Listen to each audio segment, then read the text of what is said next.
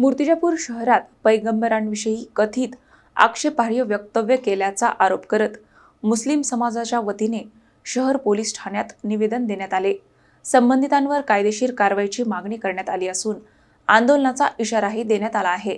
मूर्तिजापूर शहरात पैगंबरांविषयी कथित आक्षेपार्ह वक्तव्य केल्याचा आरोप करत मुस्लिम समाजाच्या प्रतिनिधींनी रविवारी शहर पोलीस ठाण्यात निवेदन सादर केले। निवेदनात संबंधित वक्तव्यामुळे धार्मिक भावना दुखावल्याचा दावा करण्यात आला असून संबंधित व्यक्तींविरुद्ध तातडीने गुन्हा दाखल करून कायद्यानुसार कठोर कारवाई करण्याची मागणी करण्यात आली आहे। समाजाच्या प्रतिनिधींनी शहर पोलीस निरीक्षकांची भेट घेऊन निवेदन दिले असून त्याची प्रत उपविभागीय अधिकारी मूर्तिजापूर यांनाही सादर करण्यात आली।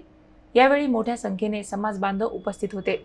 निवेदनात पुढे असेही नमूद करण्यात आले आहे की मागणीवर योग्य ती कारवाई न झाल्यास लोकशाही मार्गाने तीव्र आंदोलन करण्यात येईल। दरम्यान या प्रकरणात पोलिसांकडून अद्याप कोणतीही अधिकृत कारवाई जाहीर करण्यात आलेली नाही, तसेच संबंधित व्यक्तीची भूमिका अद्याप समोर आलेली नाही।